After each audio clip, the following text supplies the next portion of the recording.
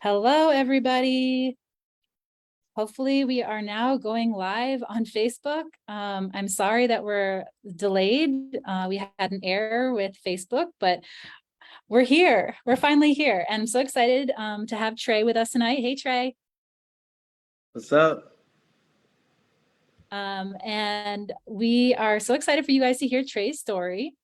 But before we get started with Trey's story, I just want to remind everybody, I'm Julie Flygar, President and CEO of Project SLEEP, and I'm in Los Angeles, and we have so much going on right now. It's a pretty exciting time for Project SLEEP, so we're glad you're here tonight. Please share in the Facebook comments where you're tuning in from. And also, as Trey is sharing his story tonight, please, give him lots of hearts and likes. And as he says things that resonate with you, please comment back about that. Just remember that the comments stay with the video, so you don't want to share anything on the video comments that you wouldn't want to share publicly.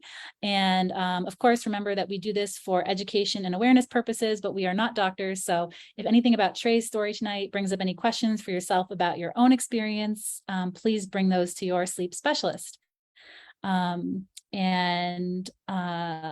Let's see. Oh, we'll do some Q&A after Trey speaks. So if anything, if you have any questions for Trey, of course, please put those into the Facebook chat so we can get those over to him.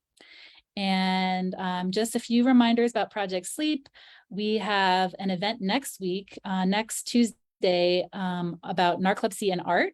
Talking about the connection between creativity and narcolepsy journey. So we will have a great group of international artists that are joining us for that next Tuesday at 1 p.m. And then next month we have the Sleep In, of course, March 17th to the 19th, trying to make peace with sleep and help society focus on rest and sleep. So that's really exciting. And yeah, I think those are the main things. So without further ado, Trey, you feel ready to share your story? As ready as I'll ever be. All right. I'm going to go ahead and pull up Trey's slides. Let's see. And then I'll introduce you. Put that in the slideshow. All right. So Tre Burge is a proud Iowa native and paraprofessional working with elementary school students with disabilities. He was diagnosed with type 1 narcolepsy with cataplexy at age 18, and he advocates for narcolepsy awareness through content creation, local outreach, and his clothing brand. Oh, SLEpPY? SLEpPY. SLEpPY. As a trained speaker with Rising Voices, Trey shares his unique perspective and lifts up others' voices in hopes of reaching the right ears and inspiring action. So without further ado, take it away, Trey. Thank you so much, Julie, for that fabulous introduction. Thank you for highlighting everything I do and how awesome I am. What's up, y'all? My name is Trey. On the screen, it says Tre Burge, and Tre is my full name. I'm excited to be here with you guys. You can go to the next slide, Julie. So, like Julie said, I'm from Iowa, born and raised. Over here in that picture on our left, that's me when I was young. I was probably about 5 in that picture, maybe 5 or 6 in that picture. Just bright-eyed, bushy-tailed kid, very creative. I loved to draw, loved to write, I loved to sing. One of my talents, I like art as well, and I got that from my auntie, who's in that second picture right there. My auntie is holding me and my younger brother, Anthony. So that is a little bit about when I was younger and just kind of the stuff that I've been through. Next slide. So there are several moments from my childhood that kind of, now that I'm 25, kind of make you stop and think. I remember one moment in particular. This was a couple years, this is about a year or so after my mother had passed away. My mother passed away when I was 10 years old. She had a heart condition, and I miss her dearly. But that was a moment in my life that was a sort of telling to what the future could hold.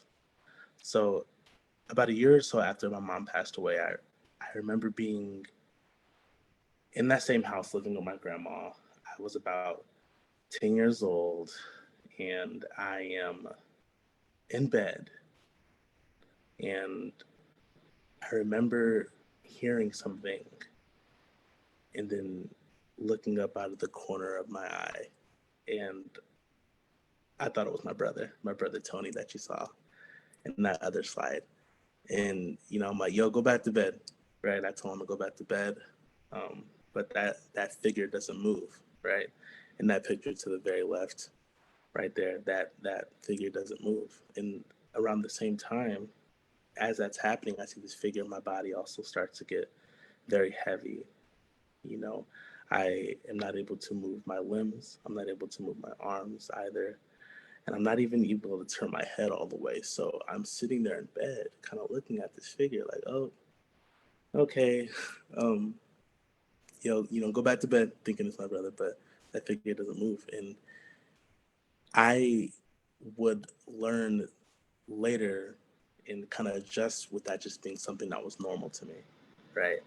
My grandma would kind of refer to those instances as like there's like a demon sitting on my chest.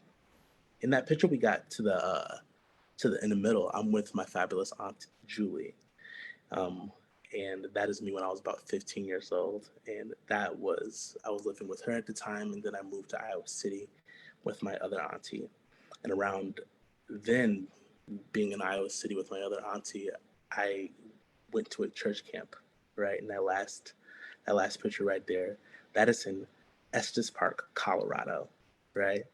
Um, I was at a YMCA camp, the church I was visiting at the time. We went to that camp, and it was such a fun experience for me at the time. And something similar that was that happened when I was 10, because right now at this age I was about 16. Um, I remember being in the cabin with my other cabin mates, and I remember being on the floor for some reason. I don't know why I was on the floor. It was just me being a 16-year-old, and then my cabin mate who was maybe about 12 at the time. Um, and I'm on the floor, and once again, my body is just kind of getting heavy. I feel these like sandbags piling on my chest, right? Metaphorically, and I can't move, right? Uh, it's difficult to move, and in my head, I'm like, here we go again. It's normal to me at this time, and my cabin mate started to freak out. It's like, yo, Trey, what's going on, right? And this is a little child. He doesn't know what's happening. And, neither do I. And I am trying to let him know that I'm okay, right? I'm sitting there. I'm laying down. I remember feeling heavy. I remember seeing him hovering over me and kind of shaking me. Around that time, I trying to respond back to him, letting him know that I was okay. My body started to convulse a bit, and my eyes would roll in the back of my head, trying to talk to him. I'm thinking I'm having words come out, and apparently those just came out as like mumbles and just little shrieks and whatnot. Eventually, I remember those sandbags being lifted off of me, right? And I started to regain feeling back in my legs and my arms, and I could wiggle my toes a little bit, and I was able to come back to. And he's just like, "Yo, that was super scary. Like, what was that?"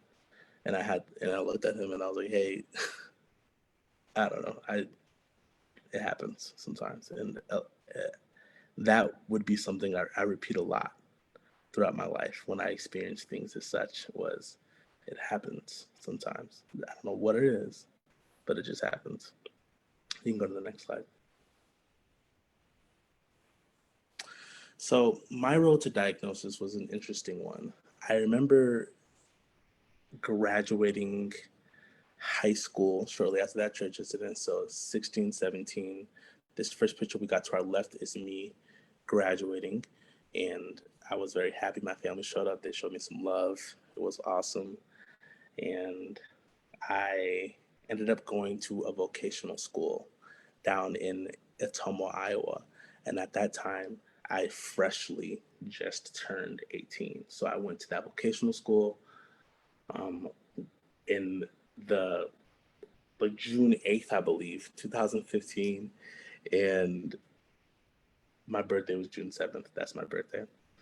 Um, and I remember being there, being at a new place, and we got that picture in the middle is me just, it was about a year or two when I was at this vocational school. It's just me in my dormitory kind of smiling. That woman we have to our right, her name is Krista Tedrow, and she plays a key part in my road to diagnosis. I remember being in this new place. So the way the vocational school was set up was you went to this school, and for the first couple of weeks, every new set of students that would come in, they were taught about the program and how it worked. Okay. So they're like, hey, this is how lunch works, this is how the dormitory works, this is what happens when you graduate out of the program, this is the steps that you need to take to get there. So the first couple of weeks, the first about month when you're there, you're just doing these classes, right? And Krista Tedrow, the woman on the right, she was my first week teacher. So she was the first teacher I ever got introduced to. She's sitting there teaching us about the program. And it's summer, it's hot, it's a new place. I'm unfamiliar with everything. And I find myself at several moments sitting with this group of people I don't know, this woman I barely know. I'm 18 and it's hot and I'm having difficulty staying awake. Okay. My head keeps bobbing in and out. The lessons that she's trying to teach me, I can barely keep my eyes open. And I just found myself tired and sleeping a lot, and I couldn't keep my eyes open for the life of me at all, right? And once again, I'm there for that week. So towards the end of the week, the middle part of the week, Krista, she pulls me aside and she's like, "Hey, can I talk to you real quick?" And it was a moment I'll never forget. She tells me that um, she notices some of the things that I'm doing in class when it came to my head nodding and me being tired and some of my facial expressions that were happening. And she says, I, my husband kind of does the same thing that you're doing. And he got diagnosed with narcolepsy. Um, and that was maybe like the second time I've ever heard the word narcolepsy. The very first time was sometime in high school, but I kind of brushed it off. So about me being there in that moment with her, I was like, okay, narcolepsy, like what's that like? And she was like, I want to get you an appointment set up with the health center, because the way the vocational school was set up was there was a health center there. She's like, I need you to get an appointment with the health center and see if they can schedule us uh, like a sleep test, a sleep study, and get that done, because like I said, my husband does the exact same thing that you're doing, and he has narcolepsy, so you might want to get that checked out. And shout out to Krista, because the way this program worked was the people that were teaching different students every week, they weren't always that same person. Okay. So I, in that moment, felt extremely blessed, right? If I would have never went to that specific vocational school at that exact time, right, I would have never met Krista, and Krista would have never met me, and was able to pull me aside and address the fact that her husband has narcolepsy. When I think about my story as a whole, that's one section of my story that just kind of it makes me like, I don't know how to feel sometimes. If any of that never happened, I probably wouldn't have got diagnosed, right? Who knows what my life would have been like without meeting her. She eventually invited her husband onto campus. I met him too, and this is me, just a baby narcoleptic, not really knowing anything.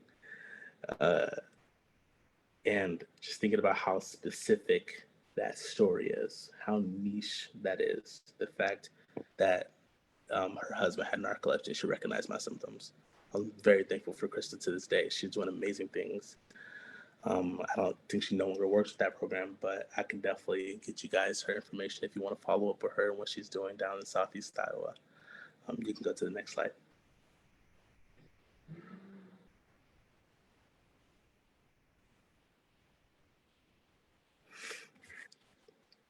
So, narcolepsy is a chronic neurological disorder of the sleep-wake cycle, and it affects about 1-2,000 people. There are about 200,000 Americans and 3 million people worldwide when it comes to narcolepsy. And that impairs the brain's ability to regulate the sleep-wake cycle. You can go to the next slide. So the symptoms of excessive daytime, the symptoms of narcolepsy are that of excessive daytime sleepiness, cataplexy, hypnagogic and hypnopompic hallucinations, sleep paralysis, and disruptive nighttime sleep. Now, with the story that I told you earlier, me seeing my brother in the shadow in the corner and thinking that was him, that was a hallucination that I was experiencing during an episode of sleep paralysis, right? Me at the church with that cabin member, I was experiencing sleep paralysis at that time. So, getting diagnosed and being able to actually have a word for these things felt so refreshing to me. Felt so great to actually be like, that is what was happening. That was what was happening to me. That first week being at my vocational school at Job Corps, me not being able to keep my head up and pay attention to the lesson, that was excessive daytime sleepiness. Okay. So I'm going to elaborate a little bit about each symptom. So excessive daytime sleepiness are periods of extreme sleepiness during the day that feel comparable to how someone without narcolepsy would feel after staying awake for 48 to 72 hours. We have cataplexy. So cataplexy is the striking sudden episode of muscle weakness, usually triggered by strong emotions such as laughter, exhilaration, surprise, or anger. The severity may vary from a slackening of the jaw or a buckling of the knees to falling down. The duration may be for a few seconds or several minutes, and the person remains fully conscious or even unable to speak during that episode of cataplexy. I experienced a couple of episodes of cataplexy as well, and my narcolepsy diagnosis is narcolepsy with cataplexy. So the hypnagogic and hypnopompic hallucinations are visual, auditory, or tactile hallucinations upon falling asleep or waking up. These can be frightening and confusing. Sleep paralysis is the inability to move for a few seconds or minutes upon falling asleep or waking up, and it is often accompanied by hypnagogic or hypnopompic hallucinations. It's important to know that people without narcolepsy can experience these hallucinations as well. And sleep paralysis. In fact, about 1/3 of all people experience these at some point in their life, usually during periods of high stress or poor sleep. For people with narcolepsy, these are much more frequent and consistent over time. So being able to tell my grandma, like, hey, I don't know, why I thought, my brother was in my room, and she just responded with, that's probably a demon sitting in your chest. So she says that, and I'm assuming she's experienced that before as well, but she's heavily religious. So that was her answer to sleep paralysis. Disrupted nighttime sleep is another symptom of narcolepsy. And unlike public perceptions, people with narcolepsy do not sleep all the time. Timing of sleepiness is off with narcolepsy, so one may fight sleepiness during the day but struggle to sleep at night. There are two forms of narcolepsy: narcolepsy with cataplexy and narcolepsy without cataplexy. Recent research suggests that narcolepsy with cataplexy is caused by a lack of hypercretin, right? And that's a key neurotransmitter that helps sustain alertness and regulate the sleep-wake cycles. Less is known about narcolepsy without cataplexy. Next slide. So diagnosis-wise, I'm sitting there, Miss Tedrow, that's what I called her at the time, Krista Tedrow, says go to the nurse's office, and I get scheduled a sleep study. Okay. So when it comes to diagnosis of narcolepsy, there's 24-hour sleep study, includes a nighttime polysomnogram and a daytime multiple sleep latency test. So diagnosis typically includes that 24-hour sleep study, and that multiple sleep latency test is to record one's brain waves. Okay, so I remember being there and having these wires hooked up to my body, and them telling me that I need to take multiple naps throughout the day, and they're going to monitor my brain waves. So the diagnosis is mainly based on how quickly and frequently one goes into rapid eye movement, which is also known as REM sleep, dream sleep stages during these tests. And that picture that we have in the corner is an actual sleep test that I've done shortly after I got diagnosed with narcolepsy. So that is what is known as the Epworth Sleepiness Scale, and those are my numbers. Those numbers are actually very good. The higher chance it is, the more likely you might have narcolepsy. Next slide. Treatment for narcolepsy. So there's a nighttime and histamine-directed medications to decrease excessive daytime sleepiness and cataplexy. There is wake-promoting or stimulant medications to increase alertness. There's antidepressant medication to decrease cataplexy. And then there are scheduled daytime naps. So you guys should know that there is no current cure for narcolepsy. The treatment for symptom management varies widely by person, but include nighttime and histamine-directed medications to decrease excessive daytime sleepiness and cataplexy. Wake-promoting or stimulant medications to increase alertness, and then that scheduled daytime nap. So some coping strategies when it comes to narcolepsy vary widely by person, but some of those may include social support groups such as meetups or social media, and improvements in general health through sleep hygiene, diet, and fitness. Next slide. So life with narcolepsy. With these two images I have here, after being diagnosed, that affected my life in several different ways, right? That first picture we have to our left is me freshly in college, right? I went to that vocational school, and with that vocational school, they offered to help pay for some of my college. So that's me in college, and it was so refreshing being in college, getting there and knowing that I'm doing something with my life. But that also came with its barriers in how that impacted my social life. And I'm in college, so people wanted to party, they wanted to have fun, and I often found myself sitting there like, I can't go out because, especially if I didn't know how I was going to get home, or, if I didn't have my medication, I just kind of stayed in my dormitory, stayed in my room. That picture that we have to the right is a picture of me very tired. I was working as a dietary aide at a nursing home. And that was one of the very first instances I had to talk to my HR about my narcolepsy. So my treatment was not in the best place at that point. I was constantly tired, experiencing excessive daytime sleepiness, and I needed to talk to HR because I had a feeling that my narcolepsy would affect my ability to work. So I remember talking with HR and be like, hey, I got this thing going on. And she gave me this paper to fill out as far as accommodations are concerned. One of the accommodations she helped me get were to have extended breaks and nap times. So it being at a nursing facility, I was able to use like empty beds that they had at the facility to take my naps in. And I was very grateful for that. Very, very grateful for that. Next slide. So fast forward to a couple of years, the picture to my left is me when I was about 23, 24, and my life has significantly gotten better with my treatment. I've seen different doctors. I no longer work at that place. I'm now at a different place in my life. I have a new social support group that I'm seeing. There's people in my life that are very, very understanding and help me understand my narcolepsy and my relationship with narcolepsy very fondly.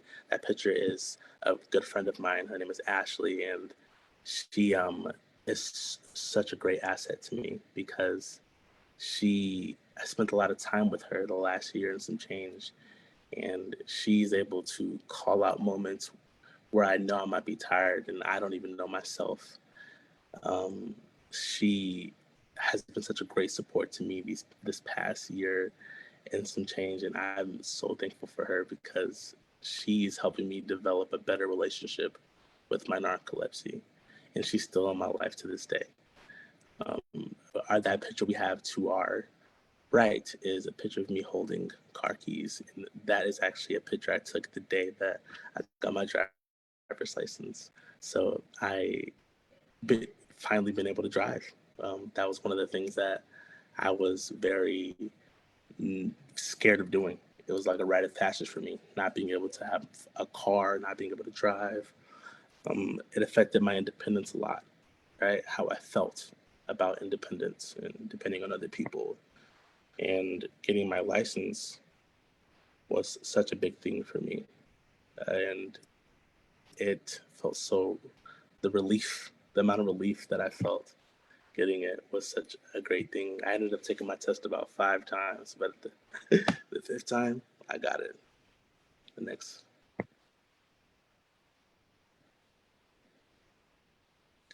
So we have the future, right? What does that look like now? What am I doing with my life at this moment? I am doing more art-related things like I did when I was younger. I've gotten several different opportunities to have my art in different places. So that picture to the left is me kind of showcasing everything that I like to do. We have some posters up on the wall of artwork that I've done personally that I did when I was in college. We have my SLEpPY brand apparel, some of the things that I've created as far as clothing is wise. Just learning how to turn this thing that can sometimes be hard to deal with and flipping that on its head and turning it into an asset, right? Figuring out finding my voice through my sleep disorder and being able to share. That picture we have to our right is me at a professional recording studio, and I got the opportunity to be interviewed by the BBC Radio podcast, Room 5. And I was able to share my story with the people from overseas. And it was such a great experience for me, being able to be there and share my story in full detail and have people be able to reflect on that and be able to relate to that. I've had several people who've listened to the podcast and reached out to me saying how awesome it was. And it was awesome, and it was an awesome experience. And I'm really thankful that I got the chance to do that. Next slide. So raising awareness. 8 to 15 year average between symptom onset and diagnosis. Okay. There's over 50% of people with narcolepsy are currently undiagnosed or misdiagnosed. It's estimated that the majority of people with narcolepsy are currently undiagnosed. And the common misdiagnoses are that of epilepsy, depression, and schizophrenia. Next slide. So Rising Voices. So I'm sharing my story today as a part of the Rising Voices. It's a program of the nonprofit organization Project Sleep, which empowers patient advocates to share their story and improve public understanding of sleep disorders. I want you guys to definitely send us some comments and questions and tell us your feedback on this presentation. And I appreciate you guys for listening to my story. Yay. Great job, Trey. You did it. Oh man. Feel good. That was Yeah. awesome. You gave me goosebumps, I mean, there was like so many parts of that are so incredible. From hearing about, the figure / your brother Tony, thinking that he was coming into your bedroom, all the way through Krista. Was that her name? The woman at the school, Krista? Krista Tedro. Oh, wow. I mean, what an incredible encounter. And can you even think, like, if you hadn't met Krista, how much longer it might have been? I keep telling her to this day, in order for me to use that picture, I messaged her. I was like, yo, can I use the picture for this presentation? So I definitely, she's great. She's so great. I mean, that's just the power of sharing stories too, and sharing. And by you sharing your story through Rising Voices and the BBC podcast, like, all that. We don't always get to have those moments where we see always who it reaches, but that's the incredible power of what you're doing. So, wow. Yes. And then of Thank you for course, probably sleep. of course, and then your design work and all that you're doing, and getting accommodations. There's just so many important parts of your story. So Thank if you guys have any questions for Trey, please send them over. Taylor here, Taylor has a question. Taylor asks, can you talk a bit more about treatment? Did you find a helpful one right away, or was that a process? I did not. It was definitely a process. Thank you, Taylor, for the question. I it took so that diagnosis was 18. I did not get a like awesome like treatment that was working for me maybe till about 2 to 3 years ago, right? So I'm 25 now. So that was about 23, 24. I was just starting to get somewhere with my treatment. At first, I tried a variety of different medications that just didn't really sit well in my body. That's a big thing as far as like advocating for yourself as a patient, right? Is being like, hey, I don't think this is working for me. Can we try something else? I tried several different ones, and they had different effects on my body. And it wasn't until, like I said, a couple years ago where I found the one that was like, this is good. And even then, there's been several different adjustments to the medication. A big part of my treatment that helped a ton was being able to take that nighttime medication, right? Um, Without that nighttime medication, I don't think the stimulants in the morning that I took would have like helped my life at all, because I was still taking those, but I wasn't taking any nighttime medication, so I still had a lot of symptoms during the day. But that nighttime medication, man, I'm telling you, I took that and ended up waking up the next morning and was like, wow, is this how regular people feel? Like having a rested night of sleep was amazing. Hands down, amazing. I can't express how much that nighttime medication elevated my life. Yeah, And good question. yeah, good question. And also like what you said about advocating for yourself and going back to the doctor. Did you keep the same doctor through this whole experience, or did you end up having to switch doctors at any point, or? Yeah, because I moved to several different places. So I was in Southeast Iowa when I got diagnosed. So I had a doctor there. Ended up moving towards kind of the eastern part of Iowa. I had a doctor there. So I 1, 2, 3. I'm on my fourth doctor. Yeah. So definitely keep searching around depending on where you are and where you go. A lot of the decisions that I made as far as where I moved to also depended on whether or not I was going to be able to have somebody in that area to help with my treatment. Yeah. I love that you talked about driving. I think like it's for me, I was 24 years old when I was diagnosed with narcolepsy. And so it was kind of different because no one in my family never questioned my ability to drive because I was already driving for so long. So, when you talk about being diagnosed at 18, and then like, kind of like seeing it as a privilege and a form of independence that you eventually got. Um, I guess it's just a different experience. Do you feel like you when you drive now, do you have like I know for myself at first, I set like limits for myself about, how far I would drive or anything like that? Yes, yeah. However, the last year and some change, I've been so, I shouldn't say daring, right? But with the individual that I referenced in my Life with Narcolepsy slide, her name is Ashley. She actually got my license around the same time I met her.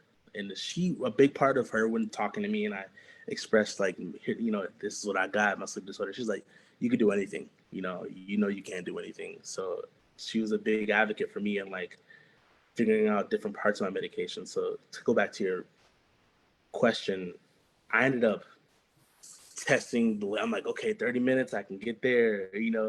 I eventually did like a 2-hour drive. right? Like before I moved up here where I am now. And my best feat yet was about a 3 hour and something long drive, not only with Ashley in the car, but her kid as well. So like it was like, and then a dog was in the car too. Okay. Like, so driving them in my van to a place across the state was like so big for me. It was so big being able to be like, I can do this. And I did it. I drove us there and I drove us back, and I didn't get tired. I like had the cold water next to me, my medication. It was such a great thing. And yeah, like as far as limits, I even tell myself currently, maybe if I'm feeling tired, I'll maybe not drive when it's dark out, um, depending on what is happening, the occasion. Like the other day, one of my students had a basketball game, right? And it's getting kind of dark out, but I know that I really wanted to be there to support her. So I made that trek, I made that journey to go support her, and it was so awesome being able to be there and not feel like I can't do something. Right, that's something I'm really big on this year. It's like I can do anything, and I gotta just like move forward and move with caution, but still I can do anything and still show up and be present in my own life. I love that. I think that's so powerful. I think it's kind of one of the misunderstood things about a lot of conditions is that just because you get sleepy sometimes, that people think that you're sleepy like all the time. So I just did my longest drive. I drove, well, I took it in two parts, but I drove to Utah. It was about 6 hours. So I did 4 hours to Vegas, and then I slept over in What? Vegas, and then 2 hours to Utah. Yeah. Um, and that's the longest I think I've ever driven. Yeah, by myself. Yeah, that's a big feat. That's a big Yeah. feat. Yeah, but I did both drives in the morning when I knew I'm at my best. And so I think, yeah, you just have to know yourself really well, and know your Hmm. limitations, and then always know that we're always evolving and those limitations can change. So Yes. yeah. So you talked about working with, working with kids now, right? And Yes. you Yep. like to talk to your kids about narcolepsy and sleep. How does that go? It's wonderful. This is the second school I've worked at as a paraprofessional, and this school is really great because sometime last year I was able to talk to the principal and say like, "Hey, can I talk on the loudspeaker?" And so suddenly Sleepy Saturday last year, I was able to that Friday just say, "Hey guys, this is Mr. Trey. If you ever see him, this is what he's got going on." And my whole school, right, has been so supportive of me in that journey and just educating. I still to this day get questions from the same second grader that's like, "Why are you sleepy?" Right? And it's awesome being able to challenge myself. Like, how am I going to explain what's happening to me in a way to where a second grader can understand that, right? So it's been such a great challenge to convey this complex idea of what narcolepsy can be. And like, because I'm not gonna say hypnagogic hallucinations to a third grader, right? I'm not gonna, they're not gonna know what hypercretin is. Right? So I'm like, hey, my dream box is kind of broken. Like, like this little switch in my brain that's not working too well, and like they're able to understand it in that way, and that even helps me share my story because as I'm working on making my message towards narcolepsy more broad, so people can understand it in the way that they can perceive it. It's awesome. It's really awesome. They and also all my kids. Sorry, like I spoke a little bit about SLEpPY, right? All my like there, I have about 3 students who are constantly drawing me. They draw me because I wear my stuff to school with SLEpPY shirts on, and I'm gonna have to share them on social media because they're so loving. Like I don't even have to say anything. I just will walk in and maybe on the whiteboard there's a picture of me in my dreadlocks and it's just a selfie on the shirt. And I'm like, wow, like the impact that I'm having on these kids, right? Like they're gonna grow up and be like, oh yeah, I had this guy in my school that had narcolepsy. And he was constantly sleepy this, sleepy that, sleepy this, sleepy that. Last year, I remember when it was warm outside, I had a whole. I asked like 2 or 3 second graders to write sleepy on the playground, and a whole bunch of them did, and like they just kept writing SLEpPY everywhere. And it was such a cool thing to see. And it's just nice to have a community, whether it be my staff or the students, that is so familiar with them now. When I have my episodes, they know what's happening. They know what's up. That's Mr. Trey. That's what he does. He has narcolepsy. And sometimes I'll be like, because we have positive behavior points that we can pass out and give to them, or I'm like, if they want something, like they want to get in line first, I'll say, hey guys, what's my sleep disorder called? And if they can tell me what it is, and they can tell me the symptom, I'm like, okay, here's a ticket, right? Like, because it's just nice to be able to incentivize them to remember that about me. So yeah. Oh, it's just like, it makes my heart feel so happy because like those students and those faculty are just going to know so much more, and it's going to be so much more normalized and not stigmatized because it's a real person. And someday one of those people is one of your students will be in a job somewhere and they'll see someone have symptoms and they'll be like, hey, I had Mr. Trey in my school and I I think I might know what that is. And that's just so incredible, Yeah, Trey. So that's the goal. yeah. That's the goal. Tell us a little bit about SLEpPY and like some of the content creation goals you have for the future. Yes. So the name SLEpPY is obviously a play on words for like sleepy, and I decided to spell it the way I did because it begs you to look closer, right? So when people are walking past me, if they just see sleepy, they're gonna chuckle and keep walking, right? But there are a select few people who actually look at what I'm wearing and look just a little bit closer and see SLEpPY, and then they ask me questions like, "Why is it spelled that way?" And then I get to tell them it's actually SLEpPY, and SLEpPY is my narcolepsy awareness clothing brand, right? So it's such an awesome segue to be able to talk about myself, really, like to talk about myself, spread awareness in that way. Just say, yeah, this is a narcolepsy. And if they're interested, then I have a full-fledged conversation. I've been at different markets and stuff with my clothing items, and just being able to share that story with them too, with different like customers and people who see it. They all think it's a wonderful idea, and I'm like, yes, it's because I think we all get a little SLEpPY sometimes, right? Like that's what I say is like we all get a little SLEpPY, and I like people having to look closer because if I'm wearing this in public, right, like my differently colored outfits that are SLEpPY pieces as well, I think I'd rather somebody like chuckle at the fact that I'm sleeping with this on than like judging me, right? Because I'm a 280-pound black man, right? Like if they see me sleeping in public, that there's probably not going to be a lot of positive perceptions of that. So I wanted to create something that is like, you know, subtle but okay, like like we can vibe with it. And if they think it says sleepy better, it's okay. Like I'm perfectly fine with that. I want to spread awareness in that way to actually spark a conversation. And with SLEpPY, I also would like to. This is how I know like all my things are coming together, whether it be the art that I've done when I was younger or what I do now.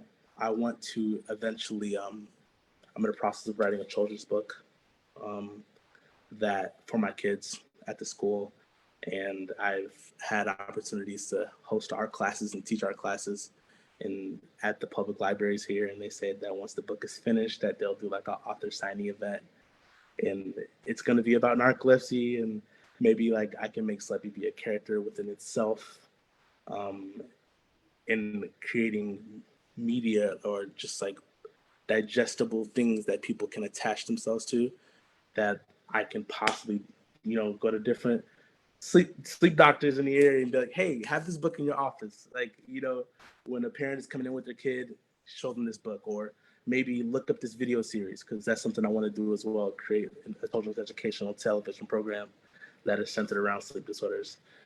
Um, I even had a conversation with somebody the other day about even being able to just pitch the idea of bringing up narcolepsy and sleep disorders and already existing television programs. And I think that's wonderful as well.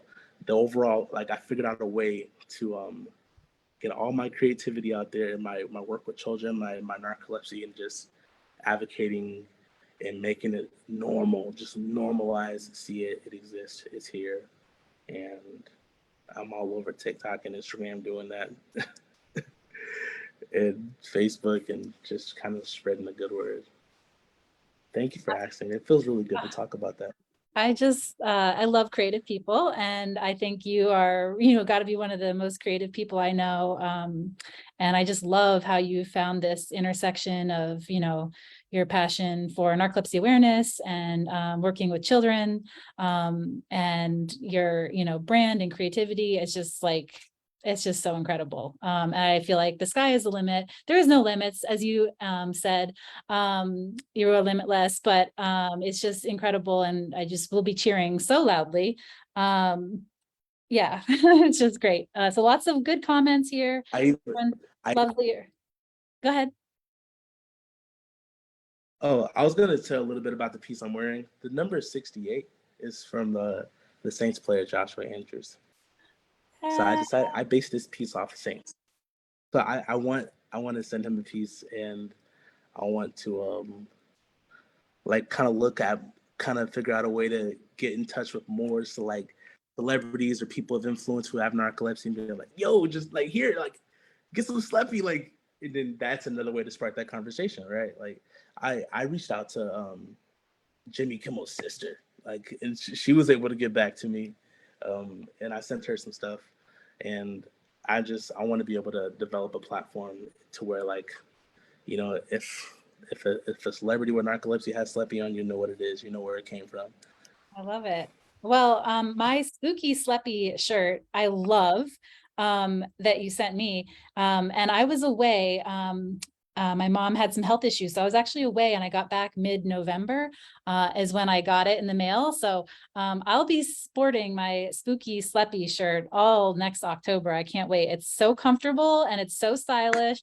It's definitely one of my favorite shirts. And if it Yes. wasn't extremely cold here in LA, I would be wearing a t-shirt, but that t-shirt. But yeah, your designs are awesome. And yeah, I think Thank you. I'm learning more yeah, about it every day. it's I have a incredible. goal of like employing people with narcolepsy. I want to like help. I want to touch base with designers and like illustrators. Like the book I want to write, I want the illustrator to be somebody who has narcolepsy, right? Like I want to be like, hey, like let's work on this together and get bread together. Let's get up, like, and I'm really excited. I love it. Well, I don't think we have any other questions here, just lots of love.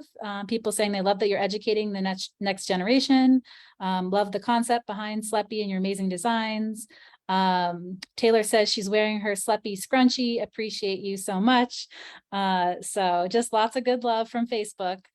And is there anything else you want to share before we head out for the night? No, I'm very thankful for this opportunity. Yeah, the best way to support me is to follow me through my social medias. Maybe copy some SLEpPY if you don't have them already. Tell one person you know with narcolepsy about it, and tell a doctor about it, maybe. So I love it. All right. Well, thank you, Trey, again for sharing your story tonight. We're so grateful and so proud, and we'll be continuing to cheer for you. All right, you. everybody. Have a good night. Bye. Bye.